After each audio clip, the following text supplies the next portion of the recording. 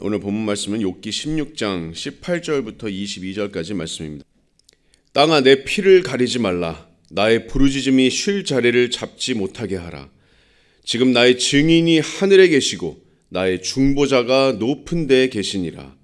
나의 친구는 나를 조롱하고 내 눈은 하나님을 향하여 눈물을 흘리니 사람과 하나님 사이에와 인자와 그 이웃 사이에 중재하시기를 원하노니 수년이 지나면 나는 돌아오지 못할 길로 갈 것임이니라.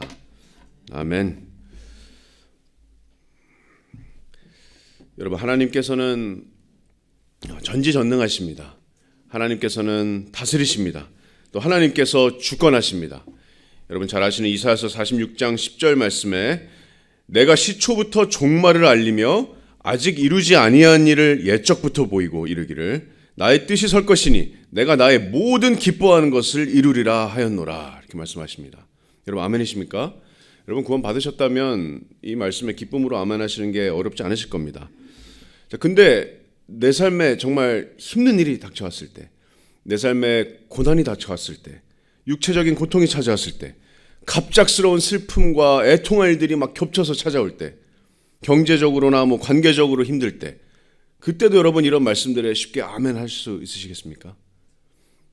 하나님이 주권하십니다. 하나님이 기뻐하시는 모든 일을 이루십니다. 기쁨으로 아멘 할 수 있으시겠어요? 막상 내 삶에 닥쳐오면 쉽지 않습니다.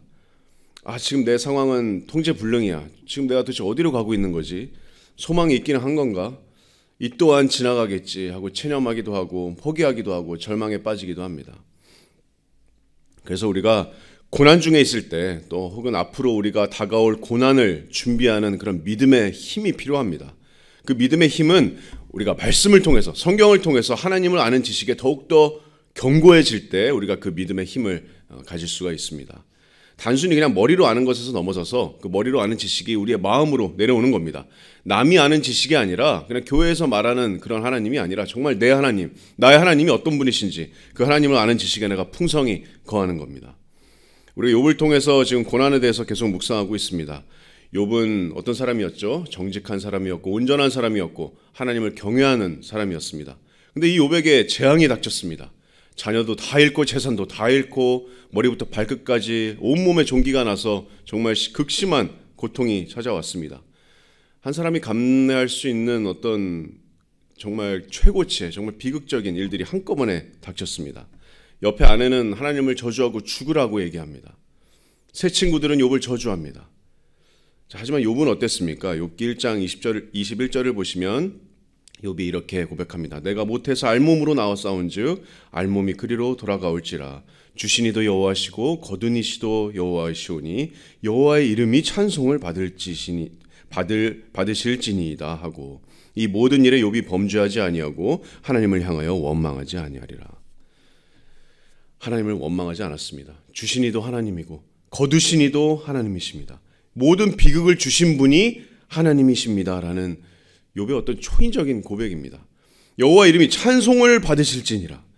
태산과도 같은 믿음의 고백입니다. 그렇지 않나요? 여러분, 하지만 근데 고통은 현실입니다. 하나님을 바라봤다가도 내 앞에 현실을 보면 참담합니다.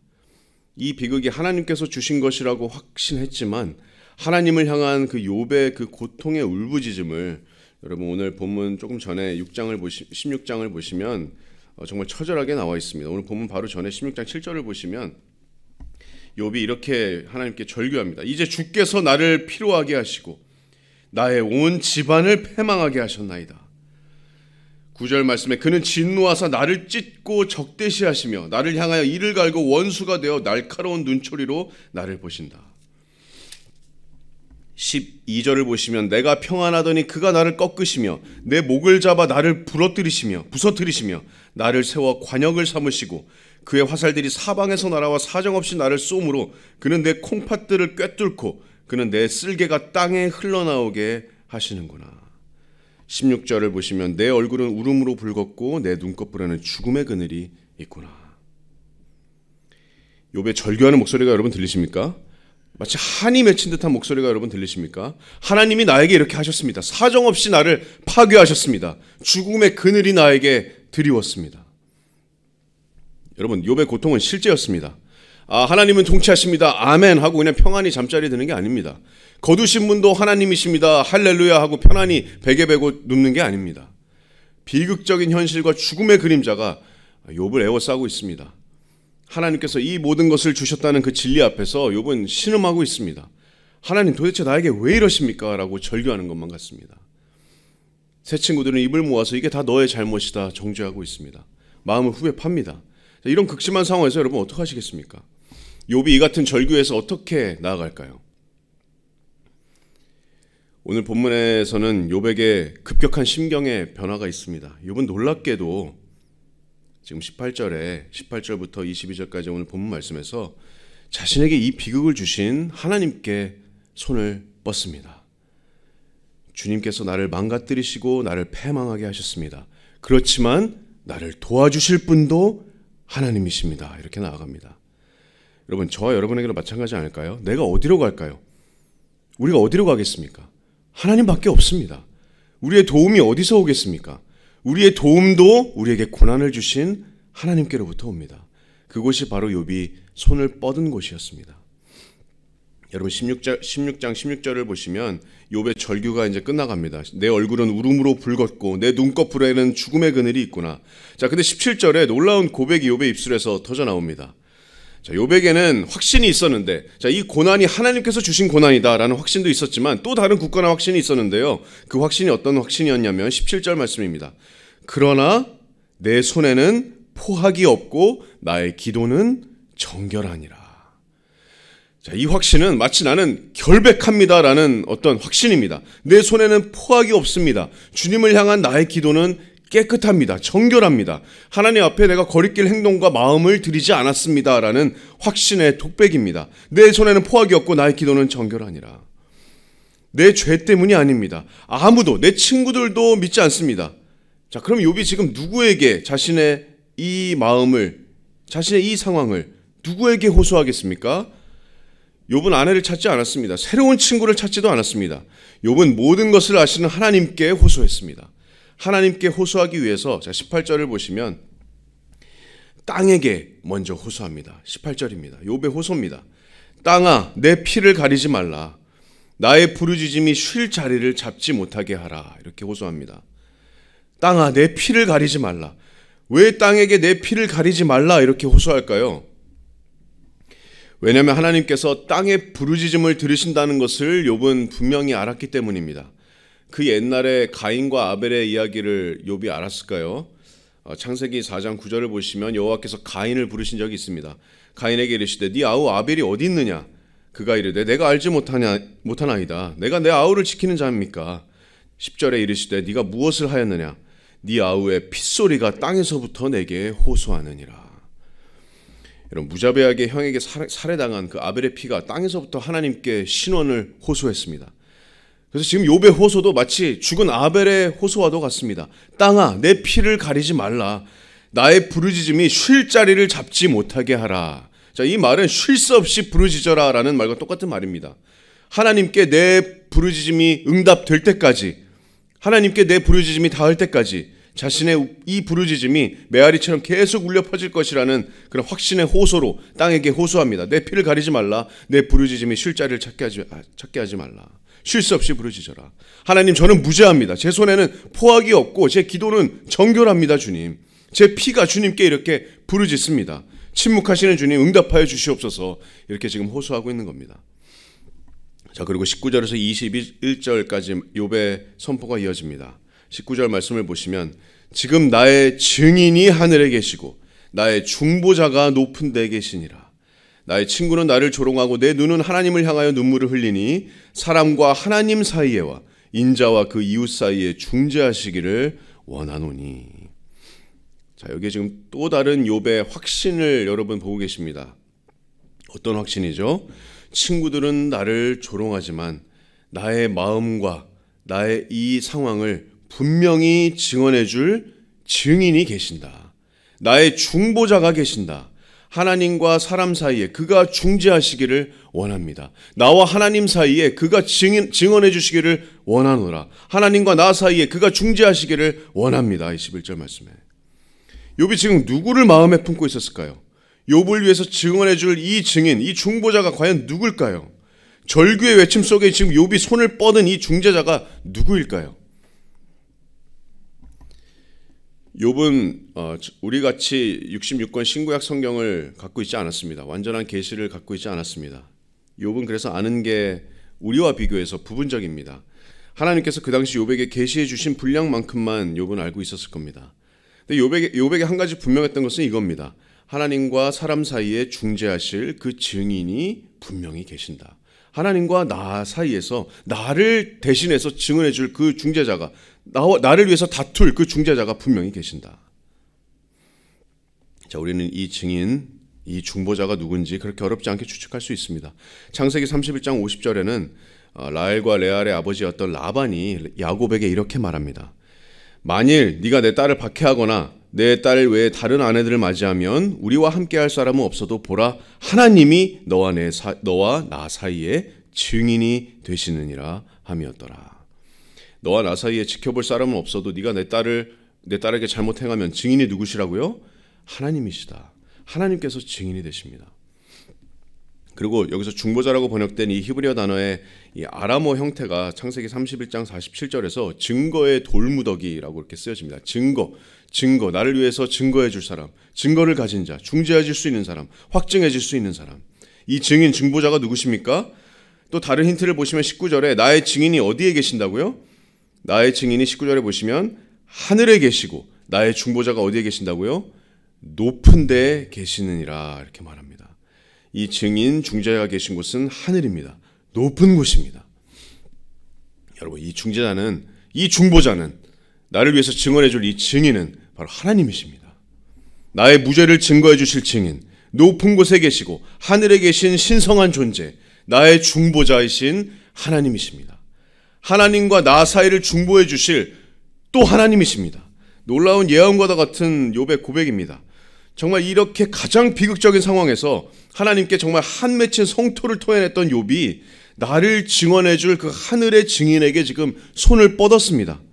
욥에게 분명했던 것은 그 하늘의 중재자가 나의 호소를 들어줄 것이고 나를 위해서 다퉈줄 것이고 나를 위해서 하나님께 증언해 줄 것이다. 내 손에는 포악이 없고 내 마음의 기도는 정결했다. 그래서 욥은 확신했습니다. 이 중보자에 대한, 증인에 대한 이 확신이 있었습니다. 사랑하는 성도 여러분, 고난 중에 터져나온 정말 이 예언과도 같은 이 욥의 고백은 욥 자신도 아마 완전하게 이해하지 못했던 말일 수도 있었겠습니다. 욥은 구체적으로 알지 못했습니다. 자신과 하나님 사이를 중재해 줄 이 신성한 존재가 정말 구체적으로 정말 누구인지 마치 뿌연 유리를 보는 것 같이 희미했습니다. 하지만 저와 여러분은 이제 분명히 알고 있습니다. 거룩하신 하나님과 죄인 사이에 유일하신 한 분, 중보자가 누구신지를 우리는 분명히 알고 있습니다. 여러분, 그 중보자가 누구시죠? 욥이 확신했던 이 거룩하신 중보자께서는 말씀이 육신이 되어서 우리 안에서 은혜와 영광으로 거하셨습니다. 하나님께서 우리의 죄를 위한, 나의 죄를 위한 화목제물로 보내신 하나님의 아들이신 우리 주님이신 우리 예수님이십니다. 여러분, 예수님께서는 욥이 죽고 몇 천 년이 지난 후에 십자가 위에 달리셔서 욥의 모든 죄를 깨끗이 씻어주셨습니다. 저와 여러분의 죄도 마찬가지입니다. 그리고 우리가 죄를 회개하고 예수 그리스도를 나의 구원자로 받아들이고 그분의 십자가 부활을 우리가 믿었을 때 나의 마음에 예수님께서 구원으로 찾아오셨습니다. 하나님과 죄인 사이에 가로막혀 있었던 그 벽을 중보자이신 예수님께서 허무셨습니다. 하나님과 인간 사이에 가로막혀 있었던 그 휘장을 위에서 아래로 둘로 완전히 찢으셨습니다. 그리고 이제는 부활하셔서 하늘 보좌 우편에서 지금 이 순간에도 뭐하고 계시죠? 나를 위해서 끊임없이 중보하고 계십니다. 로마서 8장 34절 말씀에 누가 정죄하리요? 죽으실 뿐만 아니라 다시 살아나신 이는 그리스도 예수시니 그는 하나님 우편에 계신 자요 우리를 위하여 간구하시는 자시니라. 자, 이 중보자께서 마치 하나님과 이스라엘 백성 사이를 연결해 주던 구약의 제사장과 같이 우리의 영원하신 제사장이 되십니다. 대제사장이 되십니다. 히브리서 7장 24절 말씀에 예수는 영원히 계심으로 그 제사장 직분도 갈리지 아니하느니라. 그러므로 자기를 힘입어 하나님께 나아가는 자들을 온전히 구원하실 수 있으니 이는 그가 항상 살아계셔서 그들을 위하여 간구하심이라. 여러분, 하나님과 나 사이에 영원한 중재자, 영원한 증인, 영원한 중보자가 되시는 하나님이십니다. 한 톨도 빠짐없이 우리를 완전히 구원하시는, 온전히 구원하시는, 온전히 우리를 죄에서 구원하신 예수 그리스도께서 우리의 중재자, 중보자, 증인이 되십니다. 항상 살아계셔서 우리를 위해서 간구하고 계십니다.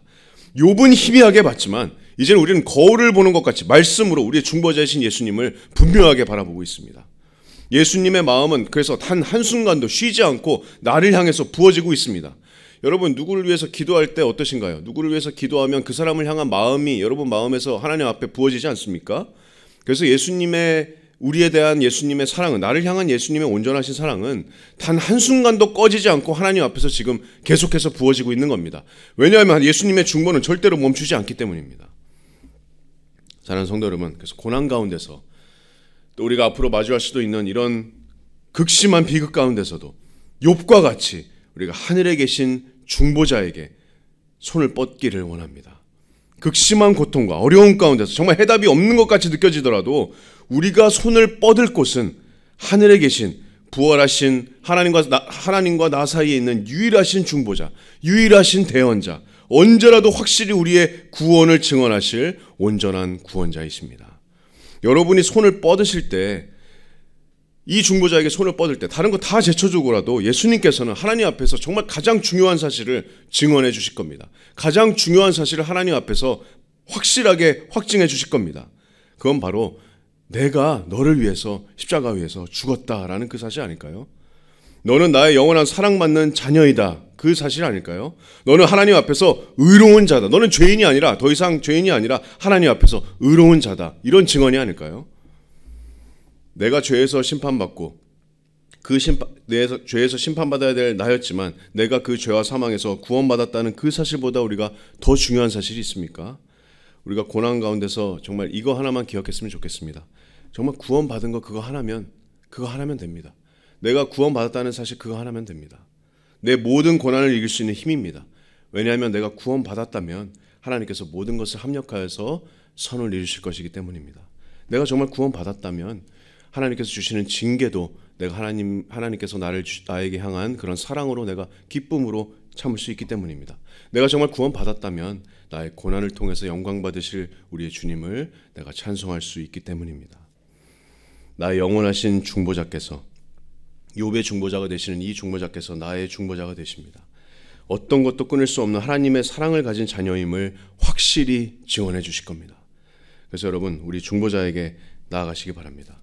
지금 이 순간에도 정말 쉬지 않고, 단 한순간도 쉬지 않고 나를 향해서 온전한 사랑으로 중보하고 계십니다. 온전한 사랑으로 증언하고 계십니다. 우리의 중보자이신 예수님이십니다. 시편 121편 말씀으로 말씀을 맺겠습니다. 시편 여러분 잘 아시는 말씀인데, 시편 121편 말씀에 우리를 향해서 일하시는 하나님께서 어떤 분이신지 말씀하고 있습니다. 내가 산을 향하여 눈을 들리라. 나의 도움이 어디서 올까? 나의 도움은 천지를 지으신 여호와에게서로다. 여호와께서는 너를 실족하지 아니하게 하시며 너를 지키시는 이가 졸지 아니하시리로다. 낮에 해가 너를 상하지 않게 하며 밤에 달도 너를 해치지 아니하로다. 여호와께서 너를 지켜 모든 환난을 면하게 하시며 또 내 영혼을 지키시리로다. 여호와께서 너의 출입을 지금부터 영원까지 지키시리로다. 하나님의 말씀입니다.